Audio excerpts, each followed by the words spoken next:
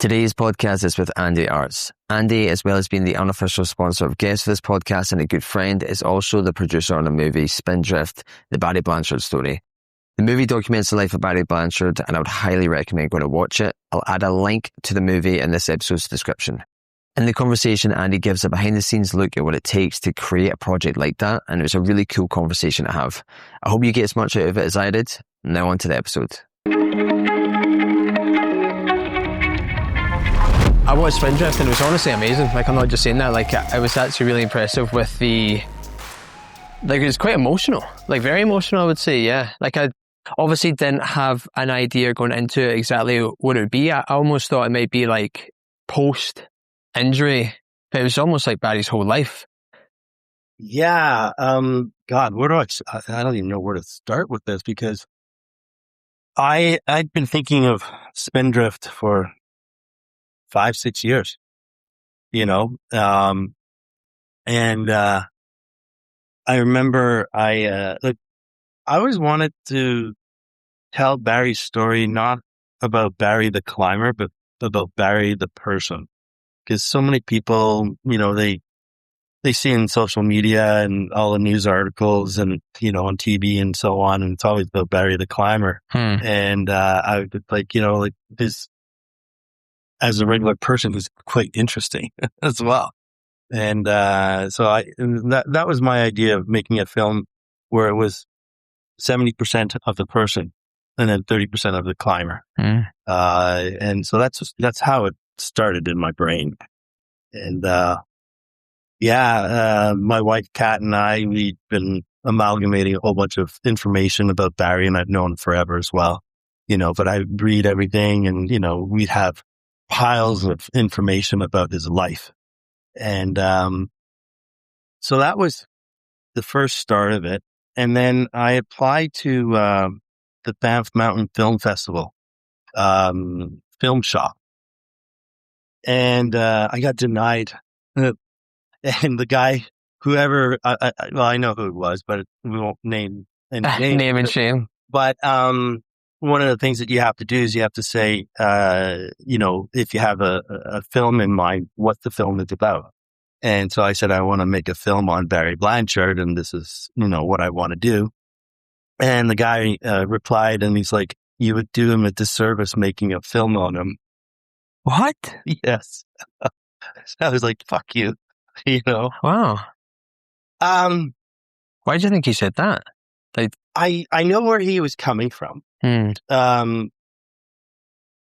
didn't have the skills to do a film on Barry that would do him justice because of who Barry is.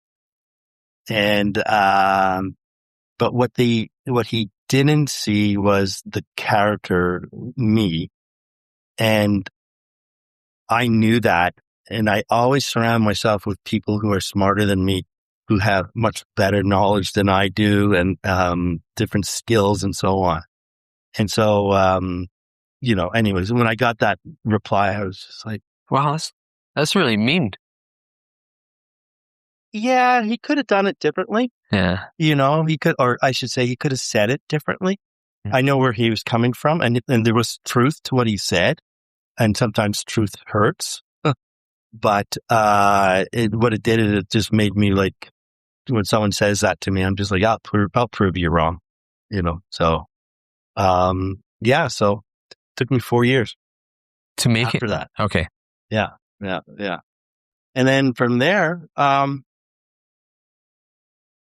there was it was on hold for a while. And one of the great things is Barry always had trust in me, to make a film on him. And then I got hold of a friend of mine who's also a cinematographer. And I spoke to him and I just said, would you be interested in doing a film on Barry? And he was very keen. And it took I guess it was about a year that we were talking about it and trying to come up with an idea and stuff like that. But it was taking a long time. And the unfortunate thing is that, he had a family life he was busy working, and all sorts of stuff that when you're making these passion projects that don't pay, they're last on your list to do, right? But I wanted to get it done. And, so we finally had a talk about it and realized that he just didn't have the energy to put into it. So I said, okay. And, Sonny Trotter once gave me a guy's name, and, that's Ivan Hughes, the director of the film. And, I had talked to Ivan probably 3 years prior. And Ivan said, I'm sorry, I'm just too busy, like my other buddy. And he goes, that's a great idea, but I'm just too busy. And then I just happened to call him up again. Oh no, I sent him a text text. And I said, are you interested in making a film on Barry Blanchard? And within about 2 minutes, I got a reply, said, I'm in. And I'm like, seriously? Like, this is great. So, so Ivan gave me a shout and we started talking about it. And he's like, yeah, I'm 100% in. And I'm just like, this is awesome. Like, I'm going to have a mentor, someone who's established, who's made a whole bunch of different documentaries, been in the business for so many years. I'm like, okay, this is falling into place. And then we had, excuse me, we had, Nikki Tate, who's also a friend of mine, and she's a writer. And, so we brought her on board as well. And she kind of wrote up the theme of the whole story. It was going to be a regular kind of documentary, so we were moving forward, getting it done, and we were talking to Barry, and he was all happy about it and stuff like that. And then, Barry had an accident, so he fell down a flight of steps and crushed his head. I think he had 9 fractures on his skull. And, so I got the call from my buddy who was there when it happened. And, I think it was my friend Scott who called me, or maybe it was Nicole, Barry's partner. I can't remember anymore, but we, after we dealt with that for a while, I was getting hold of, Ivan, and I just told him what happened, and we're like, shit, what now? Like, where do we go from here? We don't even know if Barry's ever going to speak to us again. So everything was on hold. And then, it was about 2 weeks afterwards, after Barry had his accident, he came out of the coma and he was able to, his first word was mom. Is that you, mom? I think he was on the telephone with her. And, so as he got better and better, he, came from, I think it was Regina, if I'm not mistaken. I think you had a conversation with him about that, right? Barry? Yeah. It's like Saskatchewan. Was it Saskatchewan or Regina? Yeah, I think it was Saskatchewan. Regina that he was in. Okay. Yeah. Or where the accident happened. Yeah, well, it happened at my friend Scott's house. Yeah. And then I think he was into the hospital. Okay, I don't know where that was, sorry. Yeah, and one of the craziest thing is Scott's having to do that pump on him because they couldn't intubate him. So Scott basically saved his life, going to the hospital. And then, but that's another story. So, Barry gets better. He comes out here, and it's so funny. I'm like, okay, we got to film the ambulance coming into Canmore. So I found out when they left, and I kind of, figured like, they should be in Canmore this time. So I was there with my wife, and the ambulance comes in. I'm like, this has to be the ambulance. So I'm filming the ambulance coming in and stuff like that. And they turn around, and then the guys come out. I'm like, is Barry Blanchard in there? And they're like, yeah. And so then they open the back doors, and then they start wheeling him out.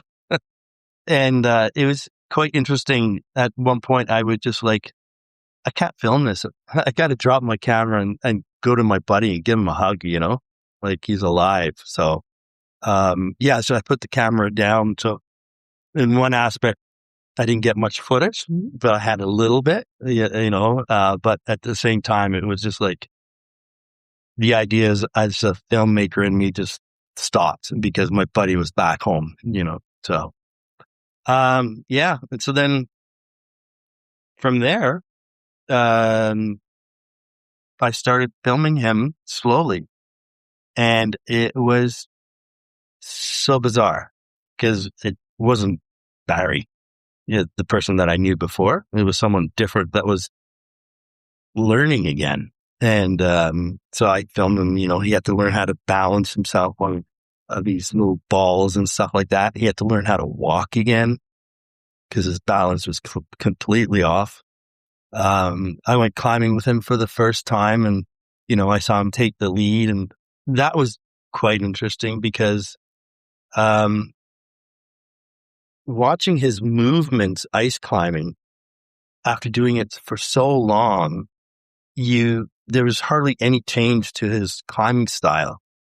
But I was filming him, and as he came up, and I said to him, like, how you feeling? He goes, everything's I'm so dizzy, and his head's against the ice. And he's like, oh my God, this is so hard, and I was like, wow, okay, this is interesting. Yeah, and then we started recording him. But actually, prior to that, Ivan and I were having a chat, and I said to Ivan, I was just like, Barry really can't speak properly. He's forgetting words and stuff like that. I'm like, I don't know how we can go with this film. And we might have to wait 6 months, maybe even longer to see if we can actually make the film. And then Ivan slept on it, and he called me back, and he's like, I have this idea. I'm like, what's that? He goes, we could make a film about Barry, but from the injured person, and that he's thinking about his climbing life or just his life in general, but as the injured person. And I was just like, what? I couldn't grasp it. And then at the same time, this has been my baby for a long time. And I had an idea of how I wanted the film to go. But this was taking it and completely flipping it over on its head. And it became Ivan's film in a way, with an idea that he had. And I was just like, well, I don't know if I want to let go of this, but I did, and I'm so thrilled that I did because Ivan, as we started talking about it, I started getting it, and then I started understanding where he was coming from, and then it became a blend of my film as well as his film because I had all the information that Ivan would need when he was saying, like, well, what about here? We need something to tie this and this. I said, oh, well, for instance, like there was a scene where we were talking about Barry's kids, and he was just like, I need something to bring the kids into this. And I say, oh, that's easy. Because when Rosemary was born, I was there at the hospital, and he picked up Rosemary and brought her to the window and said, do you see those mountains out there? Those mountains are for you, if you want to explore them. And I was like, oh my God, yeah, that's brilliant. Like that's exactly what we need. So we got a really interesting partnership happening there that moved forward through the whole process of making the film. And it was a lot of fun. Yeah, I was actually quite curious when I was watching it to see the sections that have like Barry in the hospital and the ambulance pull up, and I actually was thinking, oh, they must have no gone back and asked them if they could do that. That was actually the real wow thing. And my friend Scott, who took that footage when Barry was in the hospital, was so fucking pissed off at me. I was on the phone with him. He's in the hospital in the room with Barry. I'm like, Scott, you gotta record him. He's like, and I don't have his permission. I don't care. Record it. We can discuss this with Barry later. I said, but if we don't get this. And he's like, for fuck's sakes, he's in the hospital with head fractures. Like I didn't put the, how would I say it?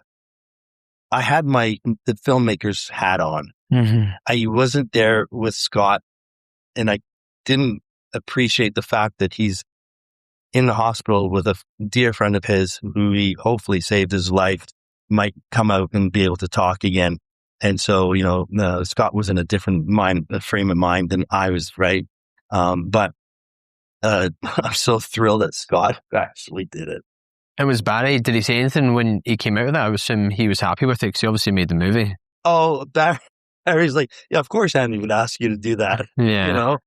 No, he wasn't, as far as I know, he never said that he was pissed off that we filmed him unknowingly. Yeah, I mean, I don't know him, but he just doesn't strike me as the type that would perhaps care. He'd be like, yeah, cool. No, I don't think he cared, but we made sure that it was okay with him, that we were going to use that. And then when he saw me at the hospital coming out of the ambulance, and she's with my camera, and I saw a little smirk on his face, and I'm like, oh, okay, he might be okay, And you said you had the idea for 5 or 6 years, and you kind of said in part why you wanted to make it anyway, but why do you think like Barry's story needed to exist in like a movie format that people could see? It's interesting how people react to those who are famous. I myself, that's how I met Barry. I wanted to meet Barry because of who he was. And then as I got to know him better and better, he's just a regular person like you and I. And that's what I wanted to show in the film. I just wanted to let people know that, yes, the person might be famous for whatever they're doing, but they're just regular people. And that sometimes we put them on a pedestal that's not really needed, So that's kind of how that came to be for me. Let's make this film about Barry, the person, not so much the climber. Yeah, it's like separating his, like you're wanting to show the human side of Barry, not the mythical, side that everyone really knows. Yeah, exactly.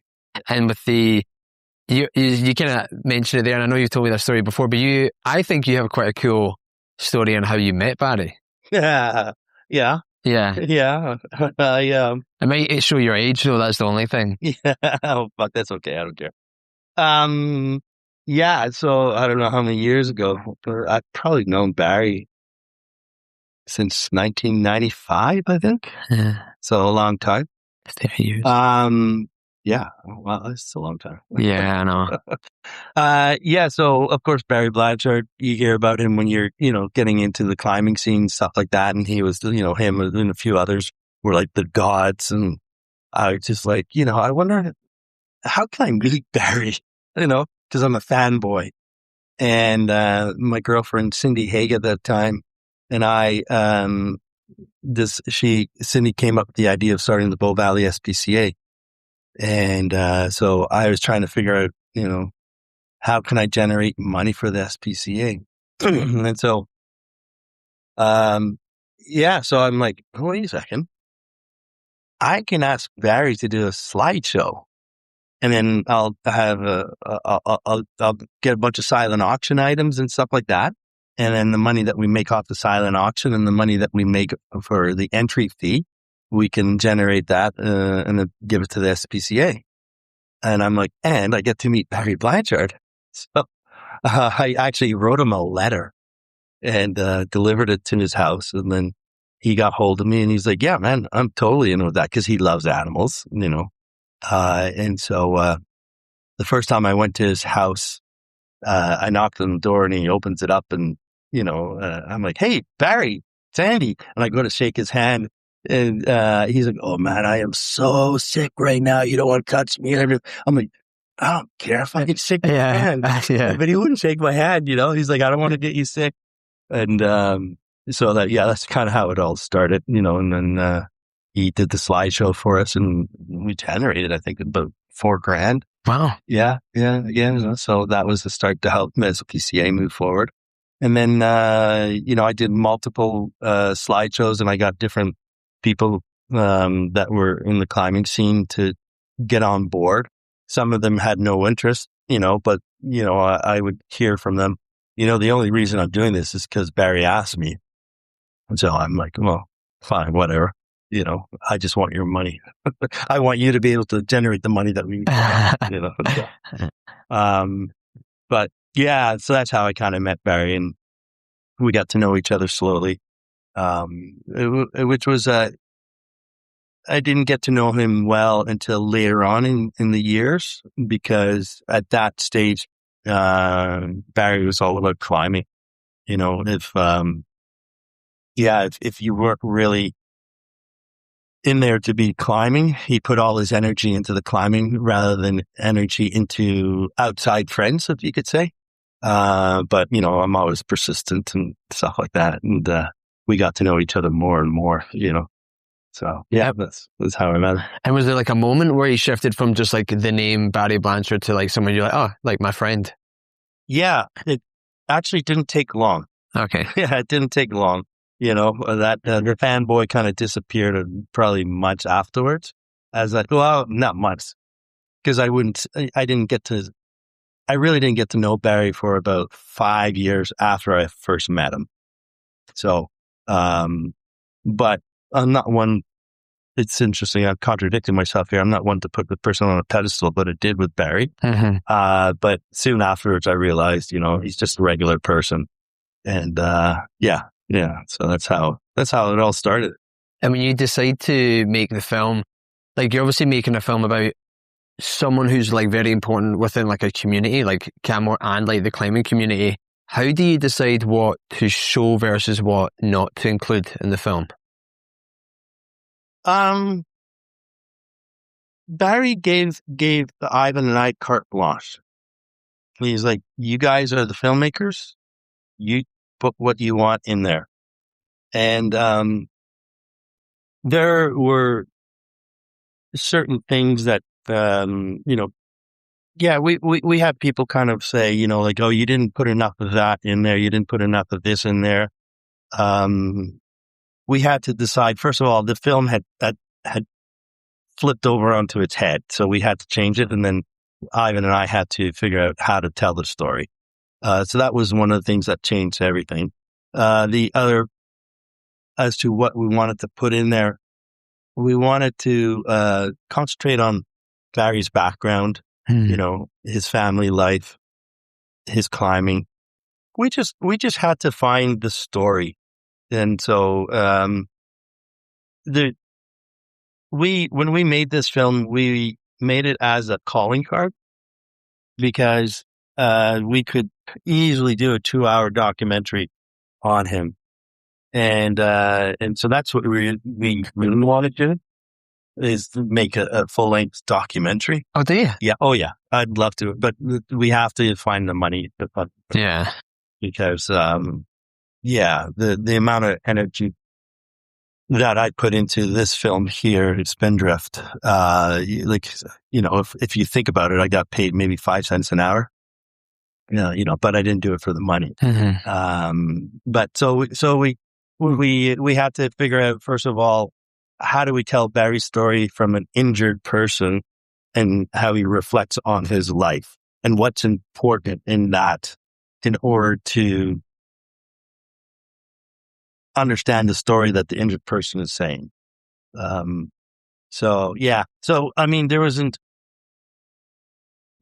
lot of stuff that I'd like to put in, about his ancestry and stuff like that. I'd like to get deeper into that, where he comes from, his Métis background. There's a lot of that was not in the film that is so interesting. I'd like to go deeper into his family with his 2 girls, and his partner Nicole. That would be interesting to, elaborate on. There were a lot of climbing parts that you could spend hours and hours and hours talking about.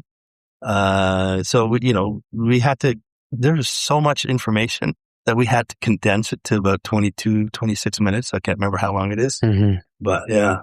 And almost if you were to make a 2-hour documentary, you could probably make a 2-hour documentary on each of those individual parts alone, like totally. Just the Métis thing, then just the climbing. Then because even again, I don't know Barry too well, but with regards to the story about his father, like where his father's origin story, like that was quite shocking. It was quite shocking. So I could see how there would be so much more to each of those different sections of his life. Like his great think it was his great grandfather, if I'm not mistaken, that shot his daughter. Yeah. You know, I mean, we just touched on it a little bit, but you can make a scene there that would be a lot longer and more, intriguing, I guess you could say. I actually rewound. Is that the word? Yeah. Rewound that part of the video. Yeah. Because I was watching it, and then when he said it, it was so honestly kind of shocking that I actually rewound it to be like, is that what he just said? Yeah. I was like, wow, that's... Yeah, it's crazy. Yeah, it's crazy, totally crazy. Yeah, quite. And actually, that particular scene in the film, it was a lot of fun to do. And I am very fortunate that, I guess, I have a lot of friends that believed in this, and backed me up and totally, just like supported me in this endeavor that I was doing. Some of them thought I was absolutely fucking crazy, but I was like, no, again, I surround myself with people that are smarter than I am. And you get a good group together. You create magic. And so we needed to find a house to film Barry, being in an old house and try recreating that scene about his, great grandfather. Mm-hmm. Grandfather, great grandfather. I think it was his great grandfather. I think so. Yeah. And so I called a friend of mine, Jason, and I said, Jason, I need a house. And Ivan's coming in next week, and we got to find it within a week. And he goes, oh, call Aaron. He's a builder. And so I call Aaron, and I said, Aaron, I need a house. He's like, oh, yeah, we're tearing a house down. And you have a whole week. I'm like, what? He goes, yeah. So I'm like, sweet. So Ivan and I and his son Toby were able to go there, and it was so fun being there the day before, putting the items in place that we wanted to showcase, and going through the steps of, okay, how does Barry walk in and what does he do, and that for me was so magical. And the three of us, Toby, myself, and Ivan, we were just brainstorming and going through things and recreating it, pretending we're filming each other, making the move. Oh no, we should do this instead, and then the props that we brought in, we're like, okay, how do those props tie into the story? Would that make sense that, like when Barry picks up the glasses and look at it? Well, those glasses are really old. They're from that era. There's a chair in front of the door when you walk in, which is from that era. So yeah, that was really a lot of fun. Like the creativeness of that seems like it'd be incredibly fun. Oh my God, we had a blast, and then Barry shows up and he's like, all right, tell me what to do. He also seems amazing at doing the acting effectively. I mean, not effectively, that is what he's doing. Like, I was really impressed with, honestly, how he's also really good at narrating the story, but his acting was really good. It wasn't bad, eh? Yeah, it was really good. Yeah. We've had a lot of compliments about that. Yeah. That it didn't seem, what's the word you'd want to use? Pushed, that it was kind of natural. I was kind of thinking when I was watching it, I was like, I wonder if, because he obviously has done movies, I was like, I wonder if he picked stuff up. Like, you watch people in a profession and you're like, I think so. I would guess so, yeah. Yeah, I could see that, yeah. Was there anything that you learned about Barry you didn't expect while filming the movie?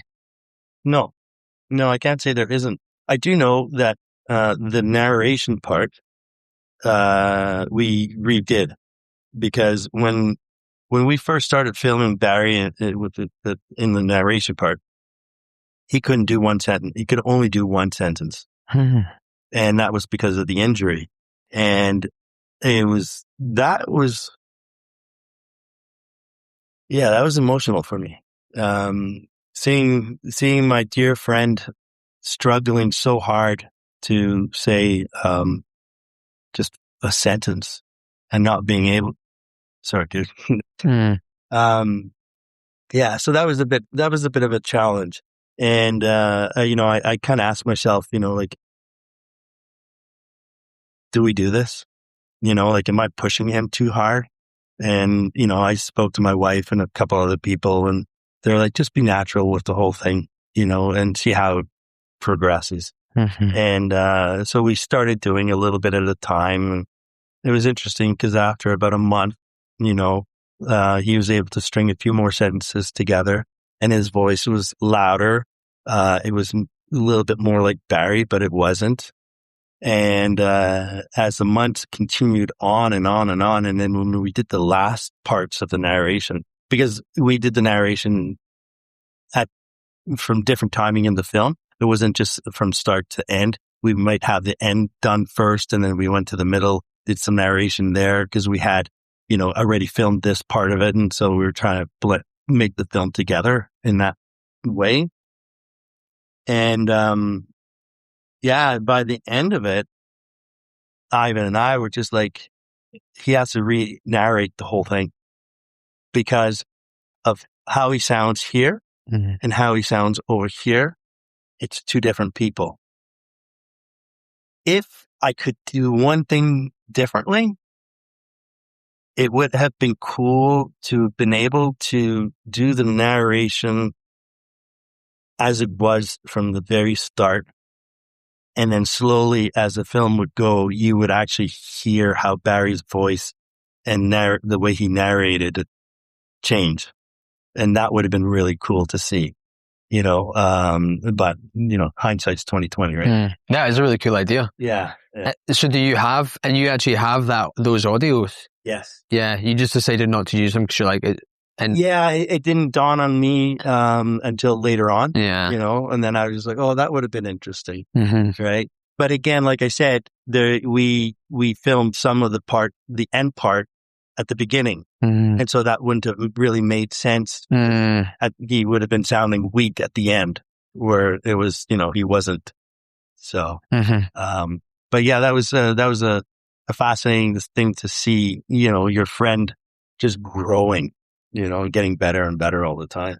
And in that time, did you have any idea from the hospital? Did they say, hey, in 3 months he'll be better? Or was it just, were you all in the dark? Were you like, we were all in the dark. Wow. Yeah. We didn't know if he could string a sentence together or not. Wow. Yeah. Having to remember things.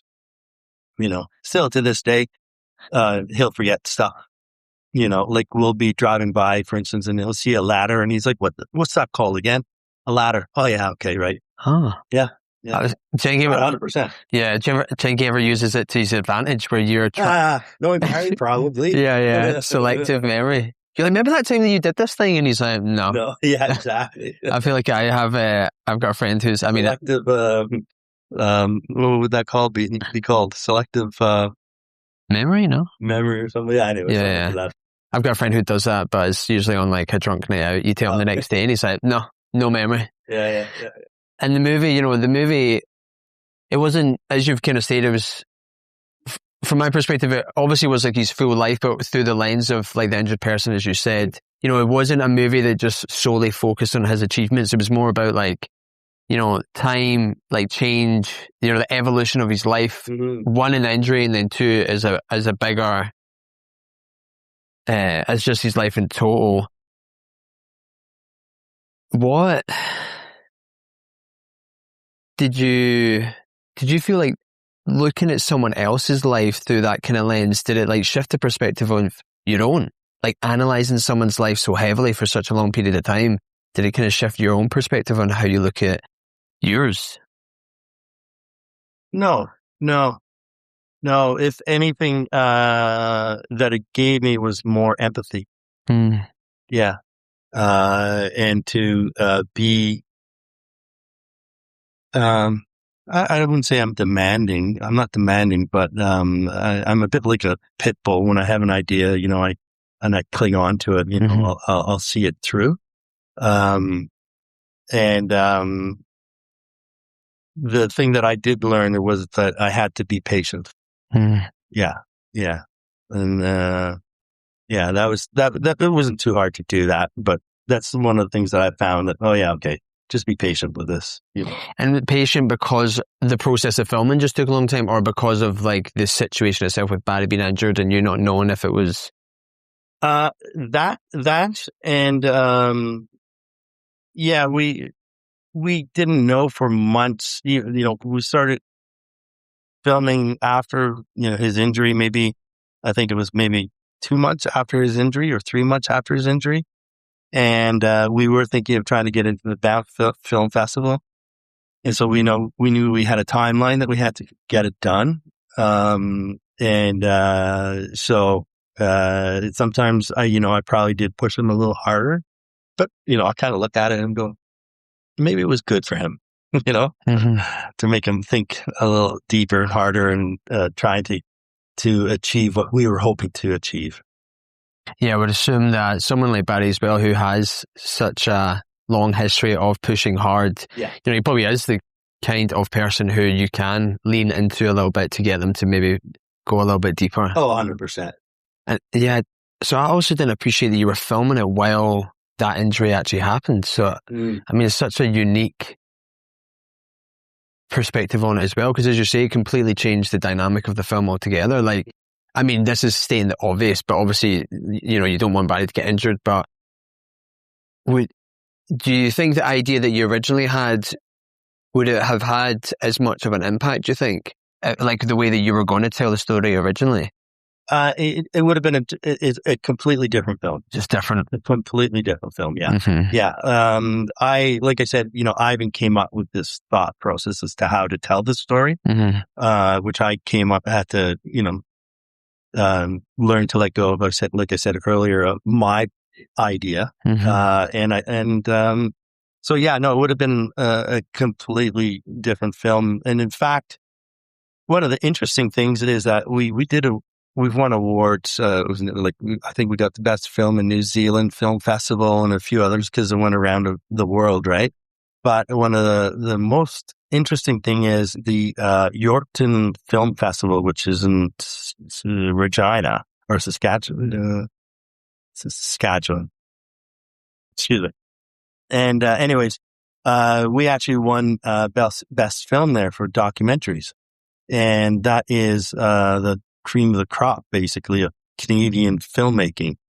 And, we were just like, holy moly. So what it really showed was, because this was an experimental film in a way, and the climbing world might not have gotten it so much. I did have a lot of climbing people, if you want to call it, come to me and they said, it would have been nice if you, stuck with Barry and about his climbing. But that's not what I wanted to do. And with Ivan's idea of the way how he came up with the idea, made it more of a film that anyone could watch and that would be intrigued by it, whether it was about climbing or whether it was about skiing or whatever. That the personal story was enough to grab you, of fighting through something and coming out in the end. I definitely think it did that. Yeah. Yeah. Like from my perspective, I wouldn't regard myself as a climber, and it definitely has all those elements where anyone could watch it and they come away with it. Because all the little, as you say, you kind of nodded your cap to all the little things that happened in his life as opposed to overexposing one of them and probably alienating like a bunch of people. Actually, I thought it really did. You did it well. And, you were chatting about the idea of having your own idea that you said you had for like 5 or 6 years and then learning to let go of that. How did you let go of it? Like this idea that... Still haven't. So this is why you want to do the 2-hour documentary? Yeah, exactly. Yeah, okay. No, I still haven't let go of it. But I knew I had to let go of it in order to make a film. And so it wasn't hard to let go of it. It was actually a lot of fun because I was relearning my idea that I originally had. And I was to say, I'm relearning Ivan's idea. And yeah, like I said, we just had a blast. We would be talking back and forth.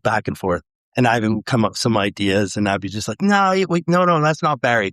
Barry's more like this and stuff like that. Oh, okay. All right. Well, what about, something that happened in his life, that we could bring in and tell about this portion. I'm like, oh yeah, absolutely.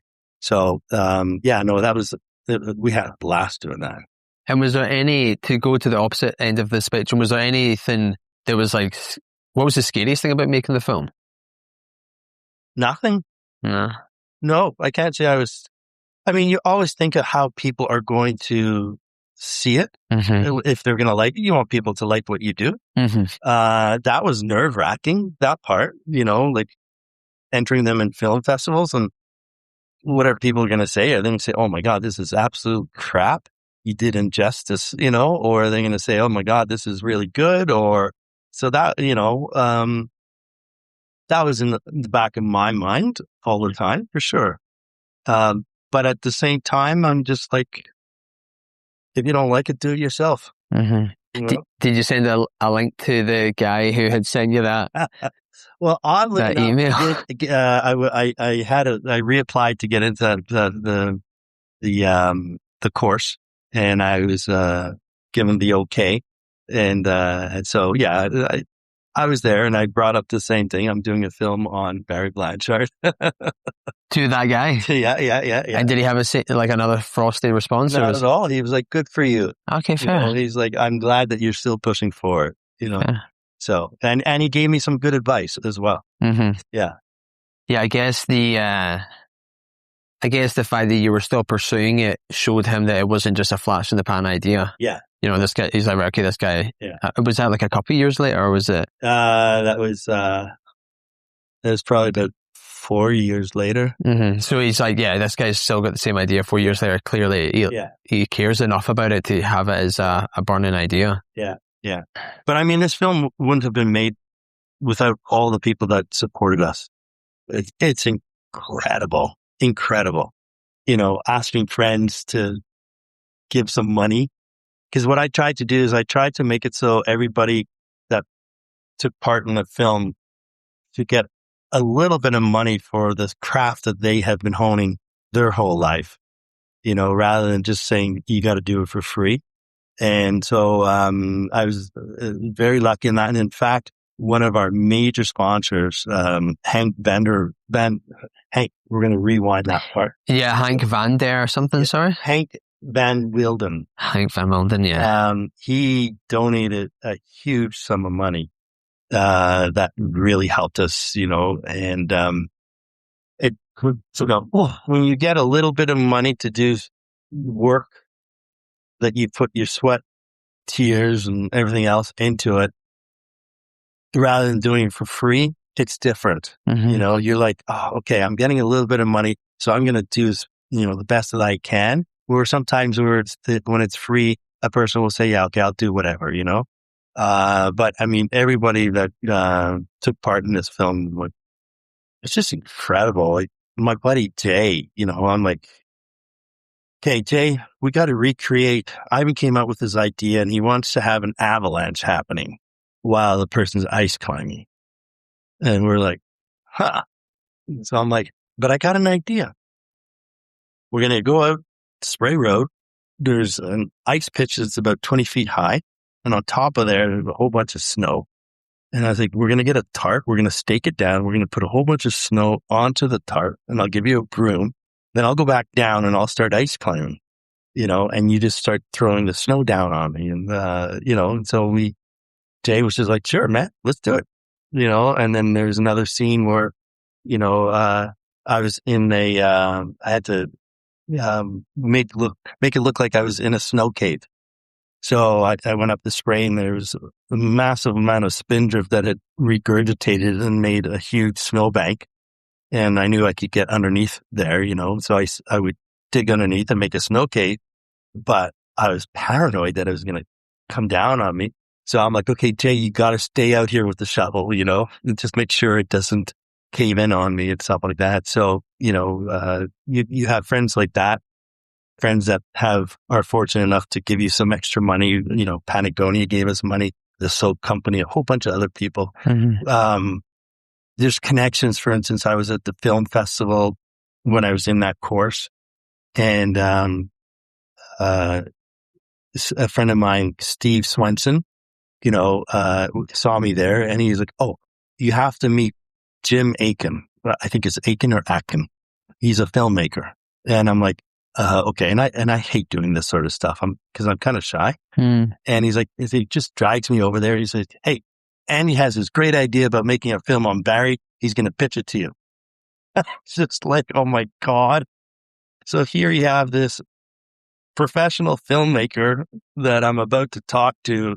And I'm like, oh shit, you're either going to blow this or it might work, you know? So I told him the spiel and he's like, yep, absolutely. I'm on board. You need anything, contact me. I was just like, wow, okay, this is cool. And so I think it was about a year later or maybe 6 months later, I had found out that he had hired some people to go climbing in the mountains and had a videographer with them and had some of the most epic footage climbing in the storm and nighttime and all that sort of stuff. And I contacted him and I said, hey, can we borrow some of this stuff? And he gave it to us for a nominal price. Like, it was so cheap. It was so great, you know, and he didn't have to, you know, but he believed in the story and he was willing to, you know, help us out in making that happen. So, yeah, people are just amazing. Mm-hmm. And watching it, I didn't, you know, listen to that. It sounds like there's so many different people, elements, you know, you could almost, and it wasn't like this, but you could almost see how a movie that was made that way could almost, it would feel like all patched together from like videos from this guy and this house. And it definitely didn't feel that way. Like it felt very, like it was all original film. Yeah. And I was interested with the scenes where now this is what I think it is, and you tell me if it was. It looked like it was like old pictures, but then you had somehow like animated it so that there was like snow. Yeah. Yeah. So they kind of made the picture seem real. Yeah, it brings a picture out. Yeah, it was very cool. Yeah. How's that? How do you do that? Oh, that's my friend Juan. Right, okay. I don't know how to do it. Okay. Yeah, no, and that's what I mean. I surround myself with people that are smarter than me. Yeah. You know, Ivan was saying, yeah, we should make the pictures with snow and blah, blah, blah, blah. And I think Ivan knows how to do it as well. But I'm like, oh yeah, no, my buddy Juan. Yeah, I'm sure he knows how to do this. Mm-hmm. And so I sent it to him and he's like, yeah, sure, man. And so he did that for us. Yeah, it was really cool watching those pictures because, even though you could tell, I mean, obviously the way that the scene was shot as well was kind of like a slow pan out or something like that. Yeah. But it's still, so even though you were like, this is most likely, I think I was guessing that it was pictures just because the pictures are older. Sure. Yeah. So I think, you know, had it been like, I think I was just making that assumption. Yeah. But it looked very cool. Like, honestly. No, and then that was in the editing part. Ivan did all the editing. Mm-hmm. He would edit a little bit, you know, send it to me and I put my 2 cents in. And then, you know, he's a much better editor than I am. And so I was like, oh, it'd be cool to do something like that. And he came up with, you know, like, yeah, we should have snow. And so Juan did the snow. And then Ivan, when he put it in the editing format, he pulled out and he pushed in and stuff like that. Mm-hmm. So it kind of made it a little bit like film-like look. Mm. And it just sounds like the whole experience of it was incredibly fun. And it sounds like the only thing that perhaps would have derailed it was, I mean, what happened to Barry. Like, besides the fact that he had that, you know, terrible injury, there wasn't the making of the movie and the idea behind it, there was no point where you're like, I'm not sure if this is going to work. No. Yeah, it sounded like you were having a blast. Yeah. You said that. Yeah, no. I mean, at first when Barry had his injury, we had no clue. Yeah. And then even as we started, we weren't sure. But as it got further into it, it was just like, oh yeah, this film will be made. Mm-hmm. And you've kind of alluded to this already, but you know, you've made like friendships with people that you kind of once viewed from a distance or admired from a distance, say in Barry's perspective. When you have gotten to become closer and friends with people like that, like what surprises you the most? In what way? To go from seeing them as, let's just say Barry, because obviously that's the topic, like Barry as, you know, Barry the world-renowned climber, to then getting to know Barry like sitting in his living room just shooting the shit. I guess what I'm saying is when you get to meet someone who is, you know, I'm just going to use this term, I don't know if you would use it, but just quote unquote like an idol to you, and then you meet them and you become friends with them, like what's the most surprising thing once you get to know them? And that's not Barry necessarily specifically, but just that kind of... Yeah, I mean, the stuff that Barry and his buddies have climbed, you know, like Barry's considered probably the Canada's most prolific alpine climber of all time. Mm-hmm. So, I mean, it's pretty impressive, right?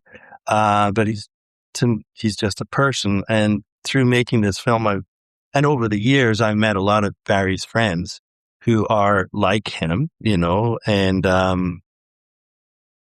but they're just regular people, with high intensity, maybe, especially in the alpine world, but, they're just regular people. They treat you just like a regular person. Like, oh, hey, it's Barry's friend. Hey, how's it going? And, you could be talking to a guy like Mark Twain, who is like Barry Callen or Kevin Doyle and a whole bunch of different people. So yeah, no, it kind of just doesn't faze me anymore. And maybe as I'm getting older too. Yeah. And meeting those guys, if you meet like famous people just in any walk of life, do you feel like it's also, and I don't want to say dulled in like a negative context, but has it also like, as you say, made you more comfortable with just like, when you see like a famous person or hear a famous person or whatever, does it make all of them just seem more normal, not just the climbers and stuff like that? Yeah, I think for me, I paint houses for a living, and now I'm becoming a real estate agent. Mm-hmm. But, a lot of my clients that I painted for are super wealthy people. Mm-hmm. And I never treat anybody any different, whether you're wealthy or not, whether you're famous or not. To me, you're just a person. And, I'll say you're fucking, out to lunch or, whatever, right? Yeah. I'm not afraid to say that to the person just because they might be more famous or they might have more money. It makes no difference to me. You sounds like you've always just been like that. Everyone's equal. That's how I look at it. You can be filthy rich and be a dickhead. You can be filthy rich and be an awesome person. You can be poor and be a dickhead. You can be poor and be an awesome person. So, do you think there's anyone in the world that if you met them, you'd be starstruck?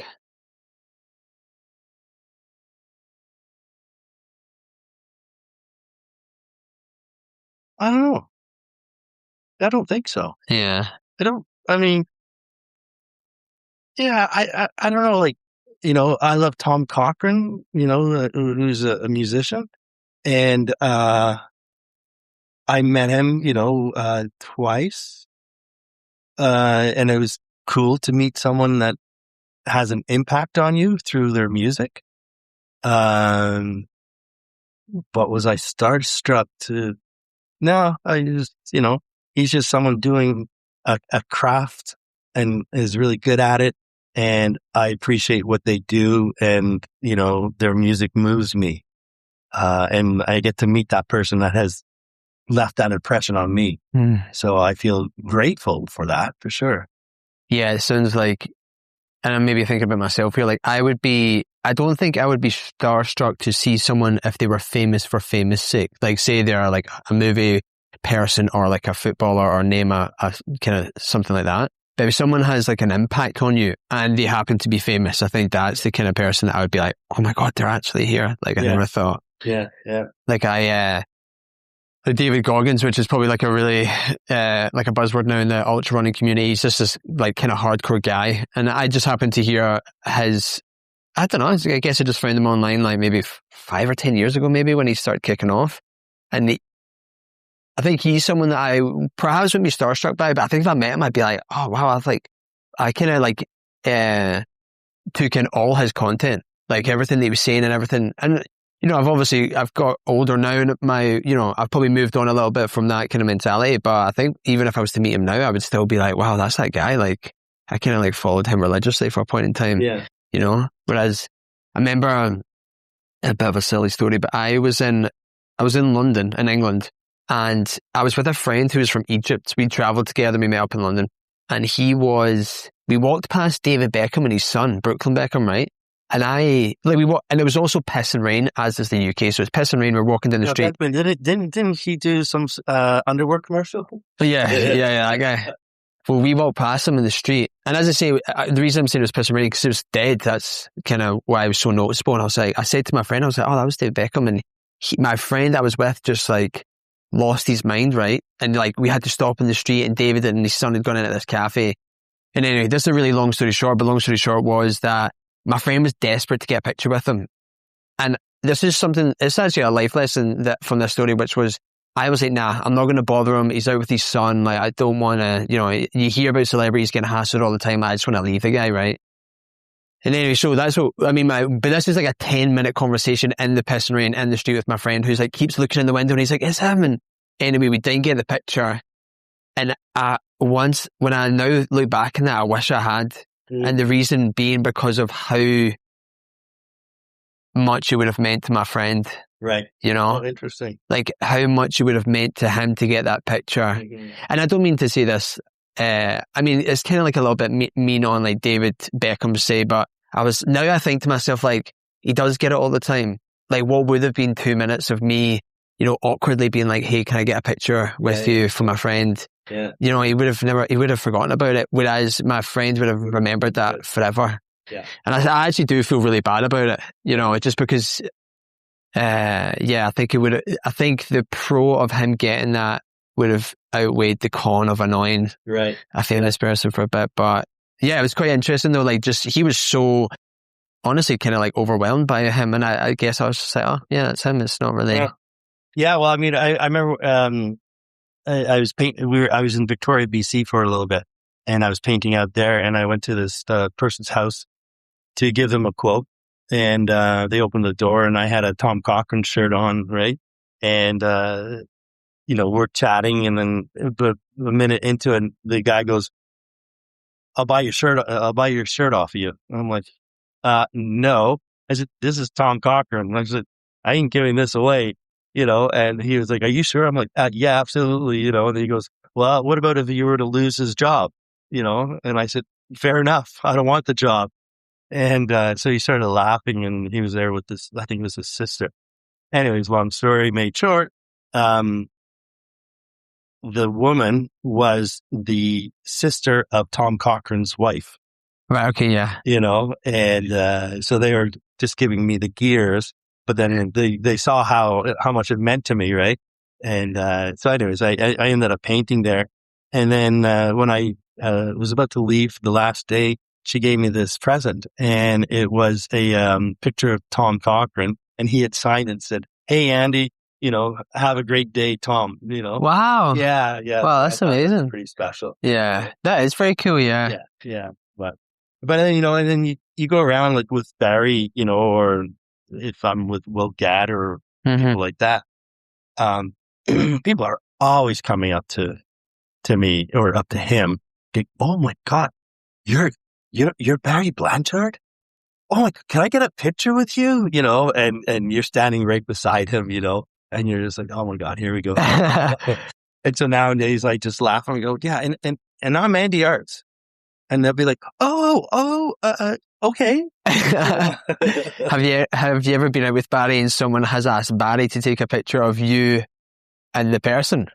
Like anyone's come up to you? Just recently someone did that, you know, which I was just kind of like, this is weird. They knew me before Barry. Yeah. A bit odd, you know, but yeah. And it had to do with Spindrift. Oh, did it? Yeah. Yeah. Wow, that's right. So I guess they knew Barry, but like somehow they knew that, you know, I was one of the filmmakers or the directors or what. Yeah.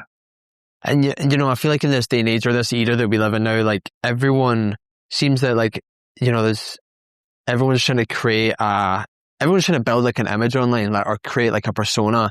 You know, with people like Barry, like, what do you think it is about him that's so authentic that people are drawn to? Well, I would speculate that, you know, in the climbing world, some of the climbs that he did, you know, some of them haven't been repeated. So, you are just, it's like an Olympic athlete, right? But just in a different venue. Mm-hmm. And, so I think they get impressed by that, which rightly so, you know, no matter what sport you're looking into. But again, it goes back to they're just a regular person doing something extraordinary. And do you feel like, I mean, being friends with people like Barry, as you say, Will Gadd, and just various other people that you know don't know, has it pushed you to do anything that you're like, well, if these guys can do it and they're normal, like surely I can do? No. Oh, no. Oh, fuck, no. That's like saying you can keep up to an Olympic athlete. Yeah, sorry, that might be, yeah, no, okay, yeah. No. Well, But some people are, they will be pushed by that. But on a scale, sorry, if I could rephrase the question, push to on a scale that's appropriate for you. If you know what I mean, like the stuff that you're like, I could do this.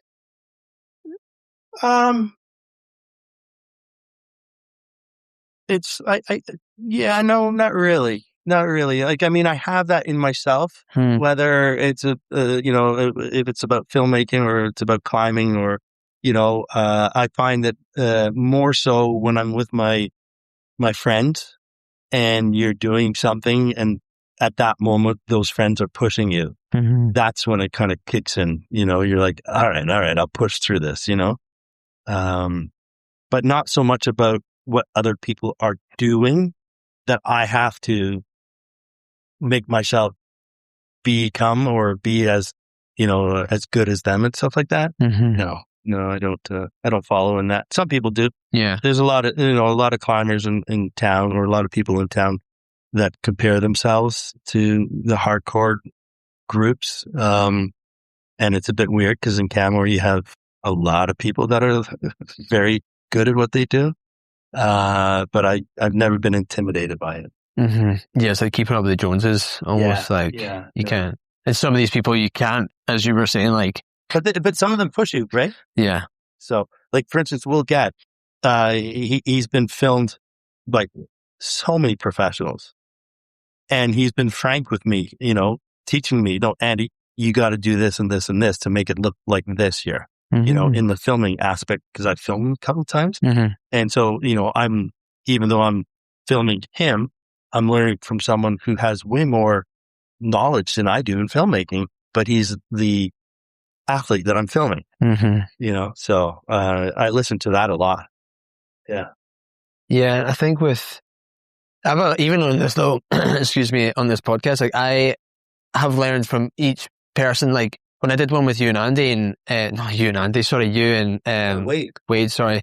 When Wade, I learned from you guys because when Wade rocked up, he was like, oh, I didn't know you were going to film it. And I was like, oh shit, yeah, I should probably tell people that. And I know it's not like comparing it to like doing a climb, but, and I've done that with various people that I've met up with they've said something where they've been like, they've done a podcast before and they're like, oh yeah, if you're going to do it that way, like, collaborate in the post. And I'm like, oh yeah, I didn't even think of that. Yeah. And people like Will, who's obviously like you're friendly enough and frank enough to just give it to you. Because you also want people that are going to tell you. Oh, absolutely. It. Because you don't want to make a mistake or it could be better and they didn't tell you and you're like, well. Oh, and you know what? When you're filming people who are in the limelight like that, they have a certain brand and they have true, yeah. thing that has to be at a certain caliber, and I actually have had a conversation with Will about stuff, and I said, look at it this way, Will. This was a few years back.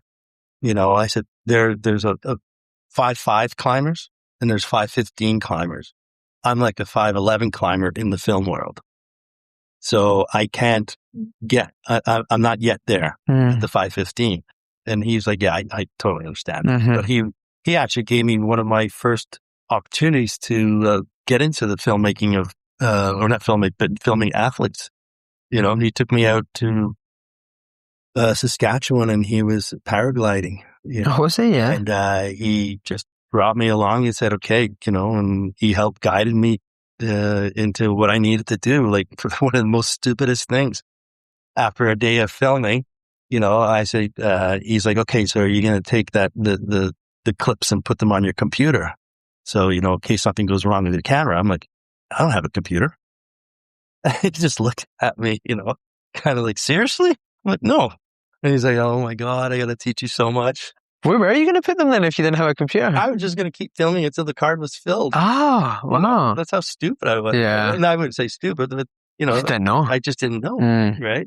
But I had the want. I mean, that's what they say is like, the want's almost better to have than the talent because you can teach talent. You can teach someone a skill, but you can't teach them to want to learn it, Yeah. Yeah.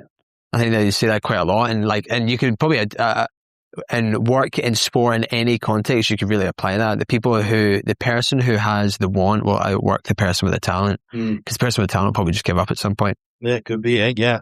Yeah, no, when I attach myself to something, I go full tilt. And I can be taught as well. Yeah. And kind of going back to that question of like, people building images and getting drawn to Barry. And then, to the film itself, like the thing I found with the film was like, I was honestly just so surprised with how much personal, and not in a bad way, but how comfortable he was with sharing information that's like really personal. Like, I wonder if people like, I think in the modern age, not everyone but there's a lot of people who are trying to like create an image online. And, Barry is just so unashamedly open. Yeah. And it's just like... Yeah, I think also, you have to get the trust of the person, and that's Barry had the trust in me that I wouldn't be doing things or putting things in there that would, he wouldn't be comfortable with. But at the same time, we always said to him, like, if you see something that we're putting in there that you're not comfortable with, you just have to let us know and we'll take it out. And that never happened. Yeah. It doesn't sound like I feel like I know the answer to this question, but the responsibility of like sharing someone else's story it doesn't seem like it would strike you as like weighing down on you. Like, it seems like you were... No, but you have to be careful as to how you tell a person's story, because there's some things that don't need to be said, so yeah, no, it's I'm not going to say it's a fine line, but I think if you're just aware of the world looking at what you're producing about someone else, that you are not doing them an injustice, right? So that's one of the reasons why we said to Barry, no, we want you to okay everything on this. Yeah. And I would imagine like there's some documentaries that are made that, that people don't have any say in the matter. And whatever comes out is what's there, what the directors and editors and, whoever was involved. So, yeah. Yeah, not to compare Barry's story with this person's story, but that's kind of, I don't know if you care about this, but like the whole P. Diddy scandal and how 50 Cent made a documentary about it. And P. Diddy's like, I think going, trying to sue 50 Cent for the story, but it's kind of what you're saying, like 50 Cent, he has his own idea of this story and he's just created like a 2 or like 4-part documentary on Netflix, which has now gone around the world, and regardless of whether it's the truth or not, everyone has seen it. And it's like, well, I guess this is what P. Diddy was like, I mean, just because you as a filmmaker think that the person, that's how they would react or say or do or stuff like that, you could be totally out to lunch. Yeah, totally, yeah. I feel like I've heard of like documentaries that have been made about people that, or like someone say it's been made posthumously, if that's the right word. And like their family have come out and said, like it was, have you ever seen Once Upon a Time in Hollywood? Quentin Tarantino film has got like... No, I didn't. Okay. Well, there's a part, like Bruce Lee's in the movie. Oh, sorry, Bruce Lee's not in the movie. Bruce Lee's a character of Bruce Lee's in the movie. But his family came out, and within Once Upon a Time in Hollywood, this isn't really giving any spoilers to it. Bruce Lee's kind of made out to be a bit of like a buffoon, like a, know-it-all guy. And his family came out after and was like, that's a totally inaccurate depiction of him. And I can't really remember. I don't know if Quentin Tarantino was just like, look, it's a movie, like I didn't mean it. But still, like people would watch that, and if they don't bother to educate themselves on this guy, they'll be like, oh, I guess I always thought Bruce Lee was, this really humble, nice guy, and they watch this movie and they're like, oh, I guess he wasn't. But they're not understanding that was just a director with an idea that suited his film, and he's now put it out there, and it does shape how people see. Oh, totally. I think, if it's a Hollywood film, you take it with a grain of salt. As compared to a documentary, then it's a little bit different. You try and get more of the truth, or as close as the truth as possible. So, yeah. And you were kind of alluding to this train of thought at the beginning when we start talking, but do you think that in this day and age, people still need like idols and heroes in their life, or do you feel so? You think so? Yeah. Oh yeah. I mean, as a kid growing up, you always have some sort of idol, some that you look up to that you want to be like and stuff like that. And as you get older, it changes. Then you like this person and stuff like that. Oh yeah, I think it's an important thing to have for sure. Who was yours as a kid? Who was mine as a kid? I think Curious George. Oh, really? Yeah. Yeah. Wow. Yeah. In fact, I got a tattoo, Curious, How do you? on my thigh with Mount Robson. Curious George has an ice axe because I climbed Mount Robson. Wow. And I was just like, it's always been, like you listen, I would read the books and stuff like that. And I would just, there's this Curious George. That was my idol, if you want to call it. And you said it was important. Why do you think it's important? Why? Well,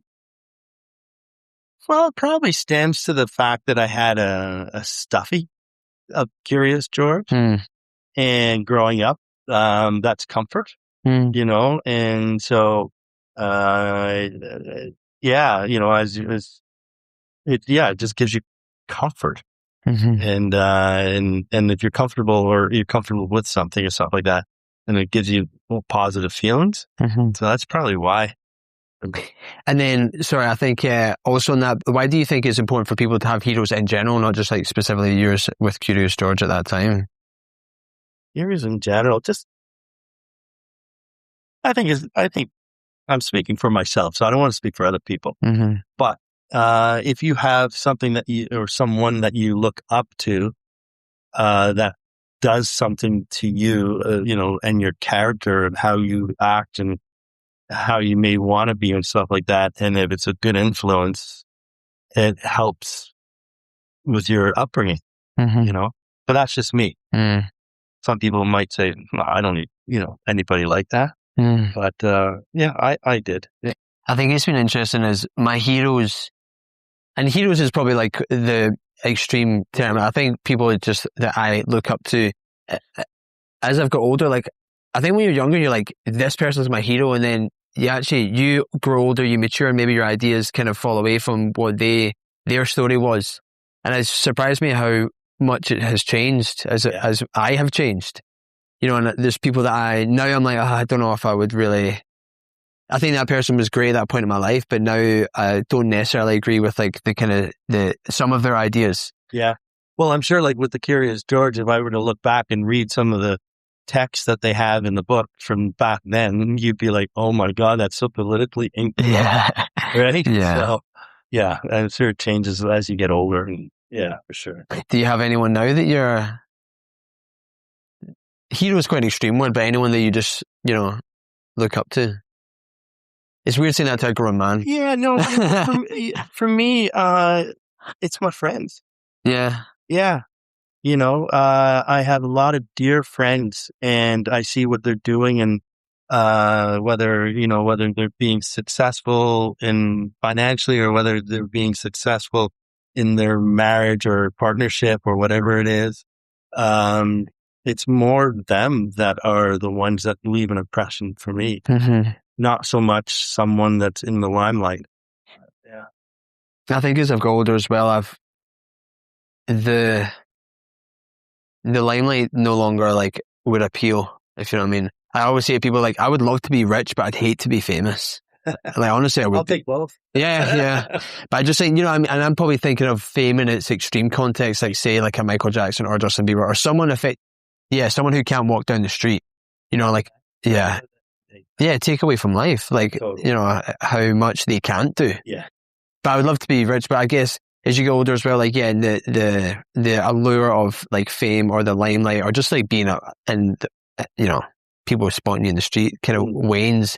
And and also probably I would assume as you get older, your values change as well. You're not looking for the famous singer or the famous sports star that gets all the attention. You're more looking, you as a person change and what you value changes. And therefore I would assume that you talking about your friends. Yeah.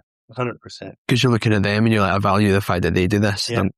Yeah. I mean, and bringing it back to Spindrift for a little bit, like winning the Yorkton Award, it's called the Leaf, I think. And then they actually give you a little statue, and it's, a grain of wheat, if I'm not mistaken, because it was in Saskatchewan where this derived from. To me, that I was just like, wow, okay. My first film that I was involved with actually got an award like that. And, I felt really proud about that. But what I felt even more proud was the people that came on this journey and, just put their heart and soul into it, knowing that, financially, they wouldn't be getting paid very much. That's special to have people that will just go with you will go along with you for the ride, and what they do. It's like any one of those people that helped out, it's, if I ever get a call and they say, hey, we need a hand with this. Yes. Right. So it's pretty special. Yeah, it's like there's so many unsung heroes. Like in that context with your film, there's so many people who probably contributed so much to it that, I mean, I don't know who they are, but I've appreciated the thing that they helped to create, which was the movie. And you've actually been you've been incredibly helpful for me, with this podcast, like suggesting numerous people, and, you've introduced me to a bunch of people that I've now chatted to in the community. What do you think, for people for the unsung heroes, like what do you think makes someone's story worthwhile amplifying? Everybody has a story, and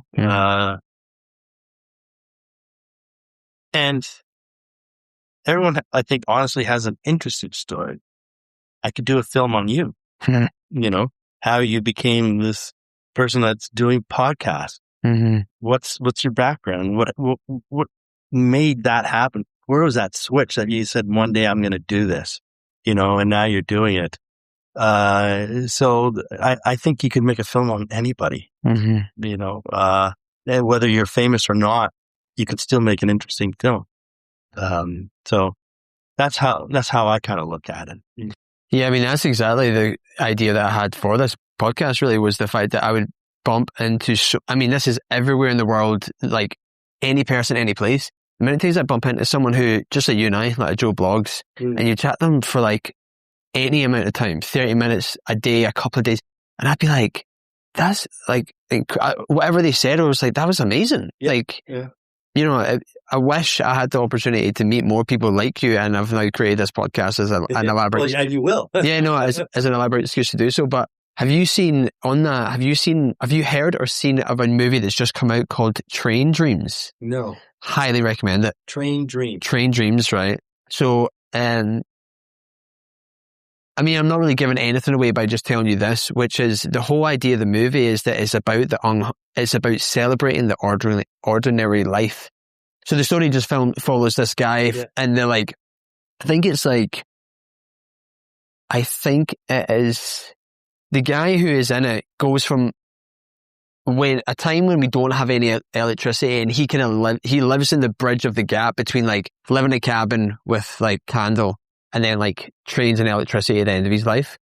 And he's a logger in like BC, he's a logger in like North America somewhere. And anyway, the whole thing is though, like, it's not, there's not a crazy action scene. There's obviously like a really impactful story throughout the movie, but it's not like a drama where like it's just a story that follows a guy who just lives an ordinary life. And the whole idea is that how beautiful it was. And traumatic at times as well. But it was honestly like one of those movies you watch and I was like, I mean, you always want that, right? You have to have a little bit of everything. If there's no drama, then the story can be a bit bland. There definitely is drama in it, but I was kind of underplaying it. But so like in any story, you have to have some sort of drama and stuff like that, And then when you're making the film, you have to figure out, okay, where do you want to bring that drama in? Like at what point, like audiences, they start watching and stuff like that, and then they start, thinking about other things, and you're like, okay, time to turn something up here to grasp them again, and then just to give them a little bit more, then their attention span gets longer, because nowadays we have such short attention spans, right? So that's the other part of that I enjoy, is like trying to find that arc, Mm-hmm. and where do you put it in and when do you put it in and stuff like that. Yeah, I think with movies now, I actually have a weird enjoyment of Scandinavian crime things. And the reason I think it is because see, 'cause it's in another language and I need to like have subtitles. Like you can't be on your phone or thinking of something else. Cause even if you look away for a minute, you've missed I'm like, what did he do? I have no idea what he said. So I think it's because it keeps your attention because it's like, a foreign language. Actually, I don't know if that's like a small life hack that I have somehow. Yeah, that's a challenge for me. Discovered, yeah. I can't do subtitles. Oh no, I don't like it. See, if it's an English movie, I hate it. Yeah. Yeah. But even if it's like a French movie and there's subtitles in English and stuff like that, because I find that I'm reading, I'm looking at the screen. Yeah, it's true. But that's also because I'm not a great reader either. Often the sentence will go by and I've caught maybe about half of it and then they're on to the next one. I'm just like, oh man. But that's all part of my ADHD stuff. And it sounds like you're obviously still thinking about movies. I mean, you mentioned earlier that you still got like a 2-hour documentary that you'd love to make. I mean, do you mine is just that? Like, have you got other ideas that you're working? Oh, do you? Yeah. We do. Yeah. I can't talk about it. Okay. But it, is this the 2-hour one? No. Okay. This is something totally different. So we'd love someone to approach us, to say, yes, we would love to see a documentary on Barry, 2-hour documentary. That would be so amazing because there's so much that we have and I've amalgamated. Yeah. It would be so much fun. But I'm talking with Ivan right now, and we're starting to do some interviews with people. Okay. And this film will be possibly an animated film. Wow. Because the story is so old that there's no video footage of the story. So we'd have to have it animated or recreated. And I think animation would be a better thing. So. Do you like animated movies in general? I haven't watched too many, to be honest with you, and we have to look at that, as to how if we're going to do animation, how are we going to do it, and what style? Because that's a whole nother ball game. Is the style, and then we have to find a style that will actually help the story or the adventure that was going on. So. Yeah, so we're in the process of doing that. This one's going to be a much longer process. Spindrift was made in, I think, 8 months, which is not a lot of time to make a film. This could be maybe 2-3 years. Wow! And how long ago was Spindrift actually made? It was 2022. Okay, wow! So not that long ago. Yeah. Right, okay, yeah. Yeah. It was 2022, I think. And is that definitely like with regards to creating these films? Is that and because you've got so many other things going on right now with the painting and the real estate, the film, is it still like a passion project for now? Or is it something that you would like to?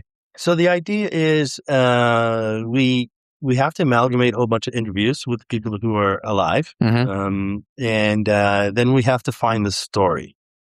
And then once we kind of find the story, then we can make a proposal and then farm that out to see if we can get any kind of sponsorship, to help with the animation and making the movie. And I appreciate you can't talk about it, so I'm not the questions I'm asking aren't to like get into it, but just like when so not with the movie that you're thinking of creating, but just in general, like when you talk about making a story, like how do you do that? Like,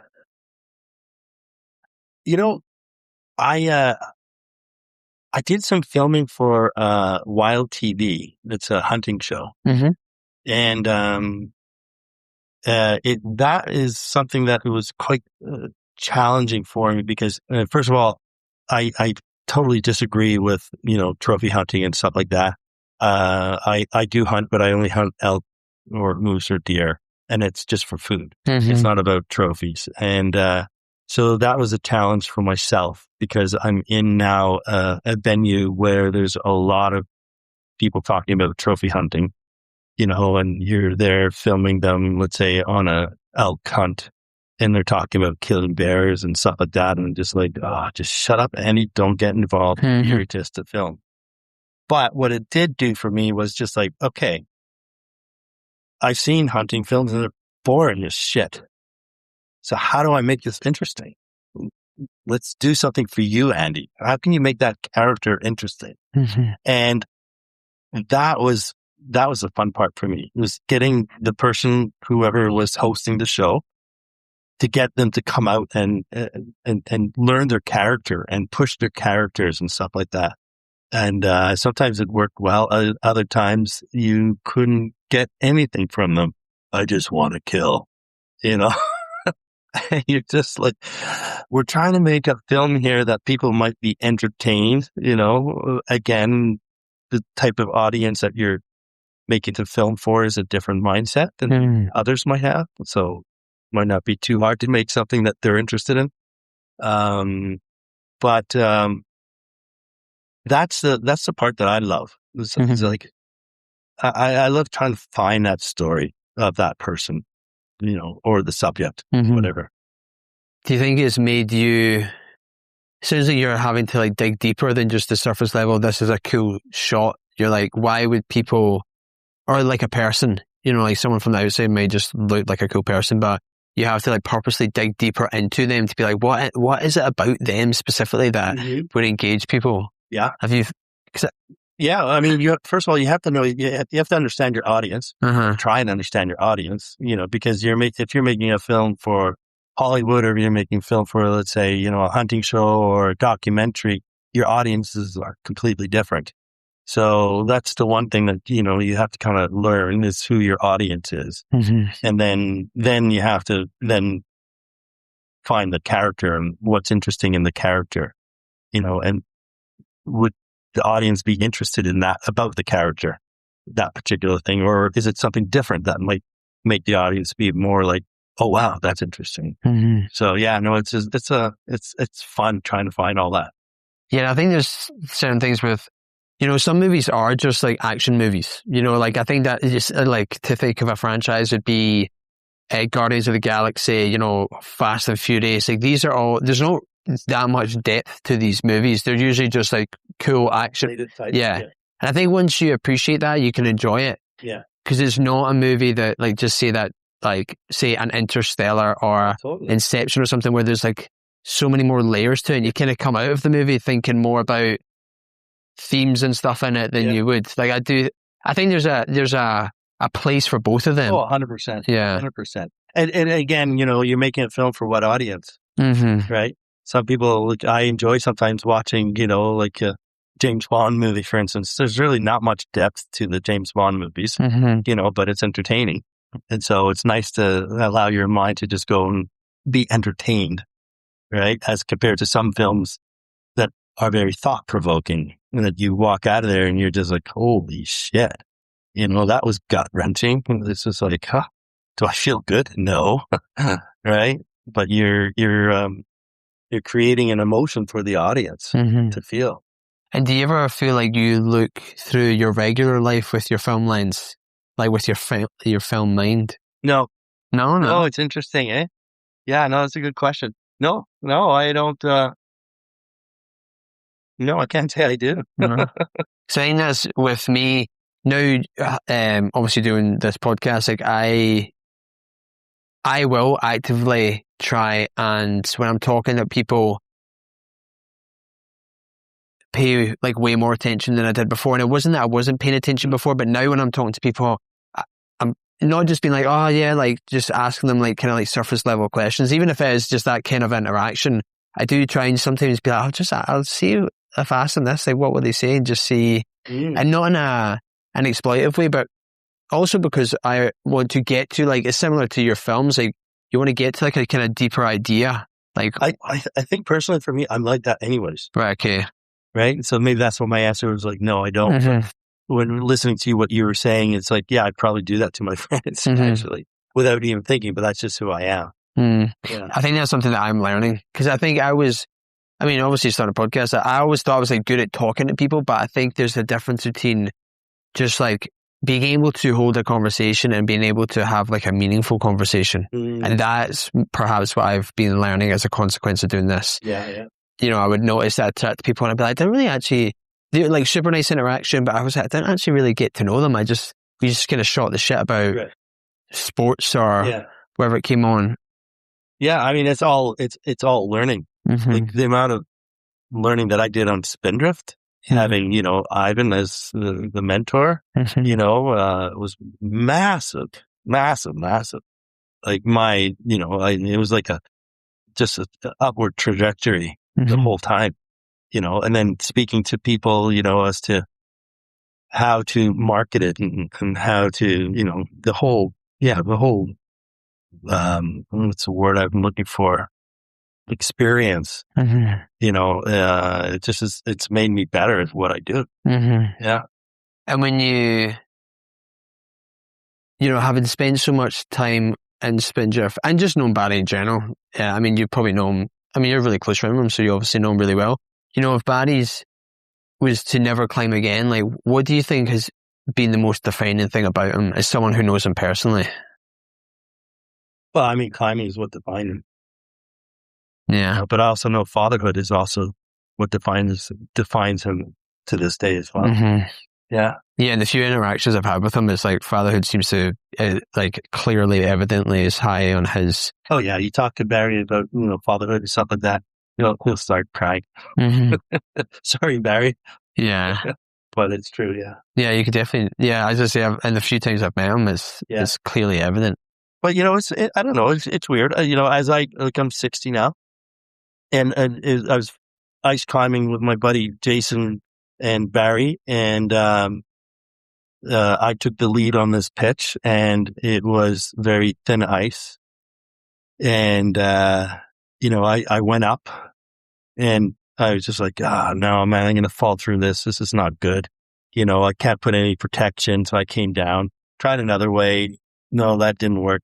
I went back up, again, and I got about 3/4 of the way. And I came down, and I was like, just cursing, like I was so pissed off, because I'm like, when I was younger, I would have done the climb. But because I have so much responsibility now, I felt that I was stopped to do the moves that I needed to do to get to the top, because of fear of if something happened to me, that I took that chance, and now, other people are paying the price, that I didn't have the right to do that. And I was so pissed off about that. It's like, when the hell did this happen?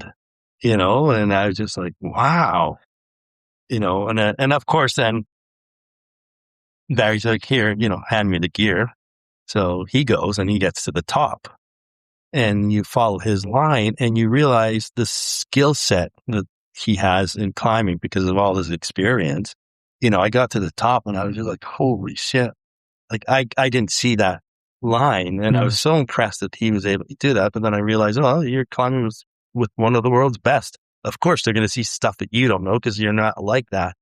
But at the same time, I was pissed off at myself, because life's changed a little bit. I'm not a 30-year-old single person that will risk whatever it is to do what you want. And that's weird. I'm not used to that yet. Yeah, I think I'm right in the middle stage of that. Like, I'm 32, and I've got a girlfriend, and it feels like all my friends at this point in time are getting married, having kids, buying houses and stuff, and we're right in in that period. And I think it definitely is thought in my mind a lot, with that idea. And I know that I want to do this, but I can kind of understand how people would go their whole life and perhaps not have kids and stuff like that, because of, the sacrifice that it is. And, it's that question of I mean, it's gains and losses, Yeah. Because I guess if I'm oversimplifying it, you lose the freedom, but you gain unconditional love with your family if you have a good family, obviously. And it's there. I never really understood until I got to my age now that, because I think when I was younger, I was like, yeah, I'll always have kids. Yeah, that's also because you only had half a brain, right? Till you're 28, you only got half your brain. So yeah, once you start getting the full of it, then you start thinking differently. Yeah, because I think sometimes I feel about myself. I'm like, I feel like I've not yet fully grown. No. Yeah, of course not. I mean, me neither. I'm still learning. Yeah. I just started taking ADHD drugs. Oh, really? Yeah. And I was just like, cause I need to study for the test and the course of becoming a real estate agent. And I was having a hard time focusing. And so, my son, who is on the meds, he's like, you should try it because you're totally ADHD. Thank you, And so anyway, and my wife too, she kind of pushed me. So yeah, I thought, well, let's try it. And I was amazed how, my focus changed. And how do they change? How does it work? The best way to describe it is, if you're looking at my computer screen prior, I would have 20 pages open. And I'm jumping from one to the other, and the other. And now I can have one page open and do what I need to do. Right. Okay. Right. And so that's that has helped a lot. And do you need to take them all the time, or can you just take them if you're like, I need to do this thing, I'll just take it and then? Well, my understanding is that you can take a breather if you want. Let's say if you don't do it on the weekend or whatever. But if you want a little chaos in your life, you just don't take them. Yeah, exactly. Well, it's fascinating because like part of the studying was I'm driving my car up the Spray doing some wildlife filming, and I'm thinking about all sorts of things. But then when I started on the meds and I would be listening to the audio, I was just like listening to the audio and going, oh, that's cool, that's interesting, and I wasn't thinking about that and this and this. So yeah. Maybe I'll have to get off the meds and for the next film. Yeah, you need the creative juices to get forward. Exactly. I mean, when you reflect on Spindrift now, 3 years later, is it 3 years? 4 years? 26? 3? Sorry, that's terrible math. 3 years, yeah. What do you hope that in 5, 10, 20 years is like the lasting legacy of it, or lasting takeaway? Sorry.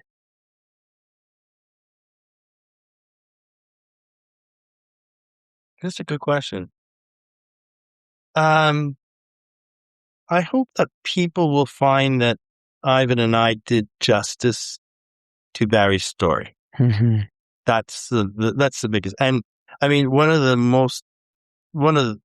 things that made me feel really, really proud, other than winning that golden or the Leaf Award from Yorkton, was when one of Barry's daughters, Aylin, came up to me and said, you made an amazing film about my dad.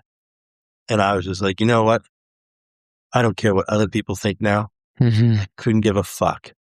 She was proud of what she saw. And to me, I was just like, we did him justice, So that's, I just hope that people will see that years to come, that, this film was done with justice towards Barry and about the story of his accident too. Yeah, I mean, if there's one critic you're going to listen to, it would be his daughter. Yeah. Really? Yeah. Because, we did check with them along the ways to make sure that they were okay, because they're part of it as well, right? So, you have to be careful. To the family. Yeah, I was thinking about those girls as well, because I was like, they must have so much, like, videos, podcasts, movies, like things that they can like listen to about their father, watch their father. And I was like, that's kind of not the norm for like an average child to have so much content of your own father to consume. Yeah. Yeah. I know. I mean, I was trying to think like, no, I don't mean this. I would definitely like, I don't want to use the word skew because I don't want it to sound like it's a bad thing, but it would definitely like shape your perspective a little bit. I would suspect it had. I can't speak for them and stuff like that, but they do know that, their dad is famous, famous in a realm, in an area, Like talking to their friends and they're like, your dad's not been in a movie. You know what I mean? It's just like, they're not. I mean, it would be interesting to have a chat with them about that one day. And you were saying that, when you were making this movie, there's just so much that you have learned. If there isn't just one, is there like key things that you take away from making this movie for you personally that you're like, I learned this, I grew in this area? The key thing in this whole adventure is how if you have a good idea, you can usually get people to come on board with you and help make it a success. And excuse me. Yeah, because really if I didn't get the help that I had from everybody that was involved in it, it wouldn't be a film, you know? So that to me was just like I think it's also the love that people have for Barry, and knowing that the film was going to be about Barry helped, you know, but at the same time, it's incredible because, like I said, everyone putting in their time, energy, money, all sorts of stuff for an idea that I kind of came up with. It's kind of weird to think about that, that people actually believed in me and then in the idea. Yeah. And I mean, I honestly throw that right back to you for, I mean, doing this for me. I mean, you're of course, yeah. Because you're kind of doing that. You know, I've obviously had the idea to do this, and it's people like yourself who give me your time. And I always think, like, you know, the most valuable thing that anyone has in their life is time. Because, you know, you can throw money at things. You can, you know, the amount of times in my work that we've been, you know, hey, can you donate this like cash value thing to it? And you're just like, yeah, cool, whatever. Whereas, you know, people's time is, I think, if anyone gives me their time, yeah, it's massive because you can't, you know, take that back. Well, I mean, you know, when you approached me about talking about the Night of Lies, you know, and after we did that, and you know, I'm not really comfortable doing these sort of things, but you know, I was just like, so many people have helped me. If I can help someone else, and an idea that they have, which I find interesting, you know, I'm going to do that. And so that's why, you know, it's just like, yeah, you know, you might want to talk to so-and-so, or you might want to talk to so-and-so. And if it works, great, you know, but it's connecting people with each other. Yeah, I definitely think that as well. Like if someone has, I was thinking my life in like generosity jars, you know, and there's a generosity jar that I have been given by people, like they've been generous towards me. And then there's the generosity jar that I have given out to other people. And I always think that the one that I've been given, the amount of generosity I've been given has far outweighs, I think, what I have given back out. And I was kind of thinking about that if someone like approaches me to help them out in any way. 9 times out of 10, I want to do it anyway because it's a friend and they've got a cool idea and it's exactly what you're saying. You just want to do it. But I definitely, now as I get older, I try and think that way. Yeah. I'm like, you know, for all the things and the time that people have given me, like, you know, I definitely owe it to, even if they're not connected to the person before, I'm like, sure. if I believe in karma. You get what you put into it too, right? I find. Yeah, and I definitely, through this, like, and again, as soon as you had this experience with your film, like, I think, you know, I'm so surprised by how, like, generous people are at times, you know, when really it's like they're not going to really benefit out of it apart from just being like kind to you and your idea. Yeah. You know, I think I've kind of been like, I guess I'm getting less surprised now the longer I do this, but I think at the beginning I was kind of surprised because I'm going to ask this person to do something for me. Like, why would they do that? I think I thought that. I was like, why would they do that? Like, why would they bother? And it now surprises me less when people say, yeah. You know? Yeah, and the thing for me, what I had to get used to is when someone says yes to, when someone says yes to me, I feel obliged to pay it back to them.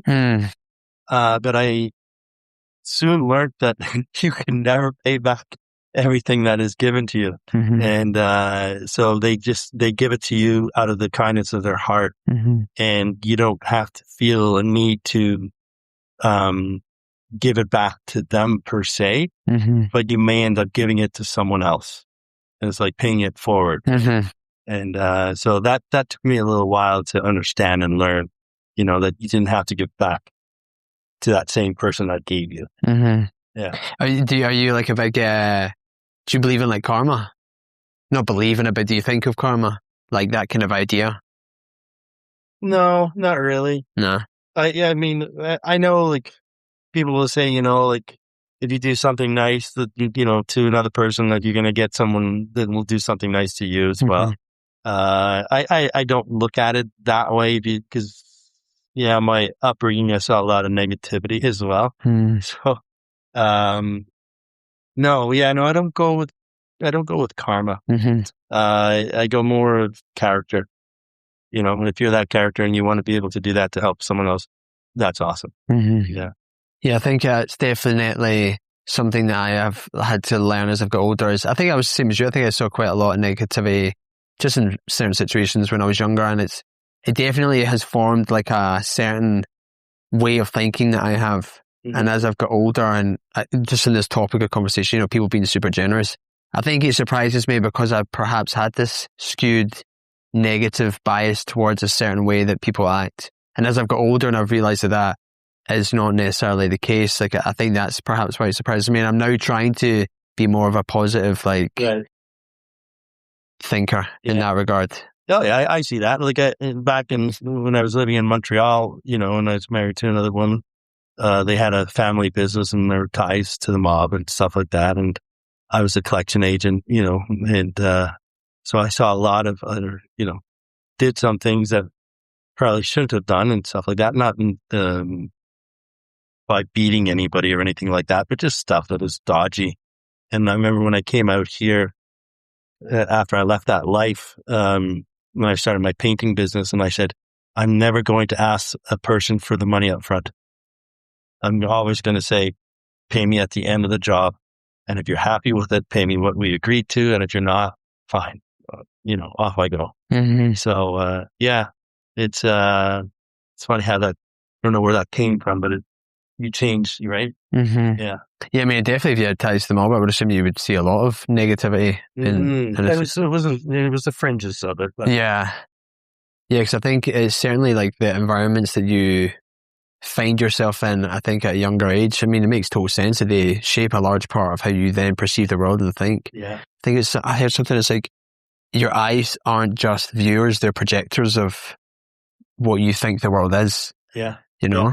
So well, I mean, for me, it was, there was we rented out TVs, VCRs and stuff like that. And then if people didn't pay, I would go and collect. Uh-huh. And I remember this one time, this woman, she hadn't paid for a couple of months and she was renting, it was a VCR. Like a tape? Yeah. Just like one single tape? No. Oh, like the machine? Sorry, right, okay, yeah. Yeah, a machine. And so I just had a phone number and I called up the house one day and some kid answers the phone and I said, hey, this is Andy from the flower shop. We got some flowers here for your mom, but we've misplaced the address. And the kid gave me the address, and I went to the house, knocked on the door, and, the kid answered and said, how can I help you? I said, well, that VCR that you're playing right there belongs to us. Your mom hasn't paid the bills. So I have to take it. And he's like, okay, can I call my mom first, and make sure it's okay? So I said, sure, so he let me in and calls his mom, and the mom just reams into me, like all sorts of stuff. And I'm like, yeah, whatever, sure. And so I took the VCR and left. And as I was leaving, I was like, holy shit, you've become so cold. Yeah. Yes, this VCR belongs to the family. And yes, the mom didn't pay her the money that she was supposed to pay. But this mom is probably a single parent using the VCR as a babysitter, trying to make, a good life for her kid. And I was a cold bastard. And I was just like, I don't want to be that person. So I quit. Yeah. That's crazy. I can't even picture you. Like when you were telling that story, I was like picturing you at the door with like a big black leather jacket on, like mean mug. I just can't, knowing you now, I just can't fathom that. Like, was there a moment in that life where did you have like a literal moment where you're like, or was that the moment? That was the moment, sorry, that you're just like, I can't. Yeah, that was the moment I'm not doing this. Because I'd done it for 2 years. Uh-huh. If you were a friend of mine and they said, hey, can I borrow $20? Yeah, let's write it down on a piece of paper. Yeah. And was that just like a slow, just from the fact you were married to this lady and on the fringes of this life, was it like a slow build into that character, if you know what I mean? Yeah. Yeah. Because that wasn't me. Uh-huh. It had never been me prior to that. Yeah. But I became that. And then, and I didn't like what I saw. Uh-huh. And so I just said, yeah, I can't do this anymore. And was it like a clean break and you came out here? Not clean, but I mean, as in... Well, it was a clean break from becoming a collection agent. Yeah. But coming out here, no, I caught my wife with ex-wife with another guy. So. Oh, okay. Yeah. I mean, considering the Mobland story, I'm like, yeah, If it was a movie, that's exactly what would happen in the movie. Yeah, exactly. Yeah. Yeah.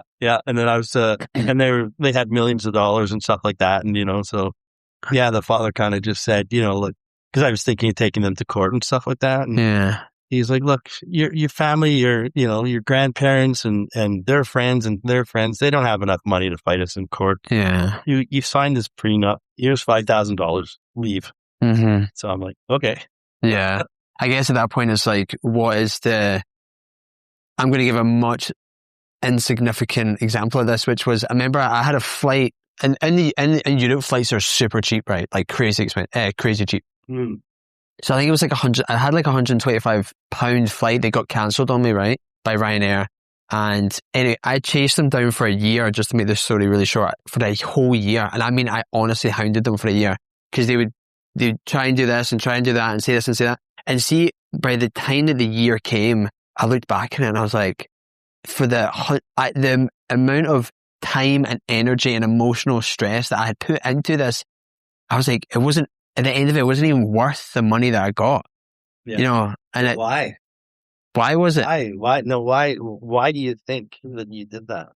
Because I think it was like principle. It was the principle of like, they owed me that. Right. As kind of guess what was why I did it in the long run. But to like jumping back to that, I was kind of bringing that up because, yeah, I guess in your situation, you're like, what am I going to get out of this? For the money that I'm going to spend in it, the time, the negatives. Yeah. To me, you're just like, whatever. Yeah. No, cut the ties and just go, but that's what got me out here, and yes. It's the worst thing that ever happened, but it's the best thing that ever happened. Yeah. It's funny how so many people have that idea. Like I have that idea where, I went through a period of self-inflicted, like, panic attacks, anxieties, and all this stuff. And I would honestly not wish it on my worst enemy, but it was the best thing that ever happened to me. Right. Because it pushed me to come out here. I mean, I went to a few places prior to Canada, but it pushed me onto this path that led me to here. Yeah. And while I honestly couldn't think of it, if I had to do that again, like, I honestly don't know if I could, but I still don't regret the fact that I had to go through it because of the positive impact. Well, like I said, everybody has a story. Mm-hmm. Yeah. It's that's the interesting thing. Yeah. Everybody has a story. Yeah. Well, Andy, look, I appreciate you sitting with me for the second time again, Anytime, man. and sharing your story with me, because I think it's fun. Yeah. And, someone like yourself who you do give a lot out to the community. And I think, even in the way that you and Ivan created that movie was, if you were trying to get like a casual observer to be asking like, what else is there in that story? I think you definitely did that, because I was certainly like that with his great grandfather's story and his father's story. And there was something about his brother and all the intricacies of it. Like, it definitely left me thinking like, what is there more to the story? Yeah. So if you were to do another 2-hour documentary, I think you've got a lot of people who would be like, oh, cool. Yeah, no. Yeah. Let's watch it. Yeah. If anyone is listening to this podcast here, reach out to us. Yeah. Yeah. We could put the Spindrift, the YouTube link in the show notes. Yeah. Mm-hmm. Yeah, absolutely.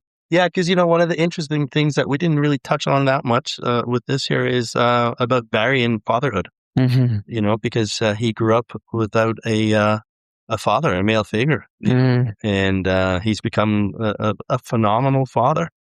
So he could have continued on like his father did, but Barry took and just did a 180 and said, "Nope, I'm not going to be that person." So there's that could be explored, which is so interesting. Mm-hmm. And I should ask you, is there anything about the movie that I haven't asked you that you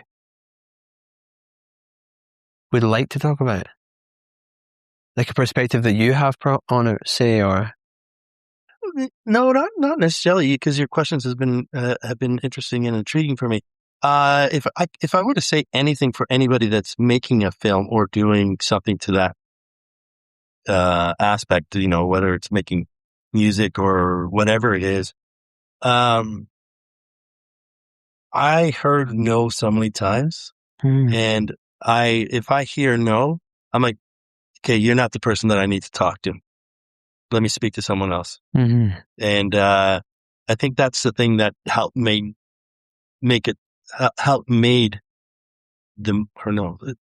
rewind that, but I think that's what helped me continue to move forward with the film, because I did hear no from many people, but when I hear no, I'm not interested in talking to you, because I want people to say yes. That way they can help me make my dream come true in making a film. And when you're hearing all those no's, what stops you from getting discouraged? Arrogance. It's like, oh, you don't understand, like this is a great idea, but you just don't get it. So, I'm sorry I wasted your time. Let me speak to someone that, gets it. And then I just forget about it. Nice. That's sweet. Yeah. Yeah. It's, and if it's no saying that, oh, you can't do that, then I'm like, let me prove you wrong, And if I can't do it, I'll find the people that will help me do it.